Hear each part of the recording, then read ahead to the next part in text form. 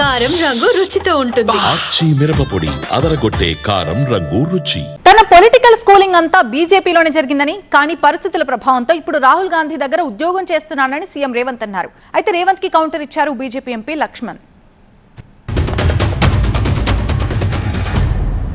నేమన్నా నీతి ఆయోగ్లో పాల్గొన్నప్పుడు ప్రధానమంత్రి గారితో మధ్యాహ్నం భోజన వేదిక మీద కూర్చున్నప్పుడు వారు చంద్రబాబు నాయుడు గారిని చూపించి ఆప్కే సాథీ ఇద్దరే అని అంటే నేను చెప్పా, నేను స్కూల్ మీ దగ్గర చదువుకున్నా, కాలేజ్ ఆయన దగ్గర చదువుకున్నా, ఇప్పుడు ఉద్యోగం రాహుల్ గాంధీ గారి దగ్గర చేస్తున్నా. మా స్కూల్లో నేర్పిన పాఠాలు నిజంగా మొత్తం మీద ఈ దేశం కోసం ఒక జాతీయ భావంతో పనిచేసే ఆలోచన విధాన్ని ఆయన దారి తప్పింది. అది ఎక్కడో కొలువు చేయడం వల్ల దాని మూలాలన్నీ కూడా మధ్య మధ్యలో ఉంటారు డ్రాప్అవుట్స్ అని. ఆ డ్రాప్అవుట్స్ దాంట్లో ఈయన రేవంత్ రెడ్డి గారు పోయినారు.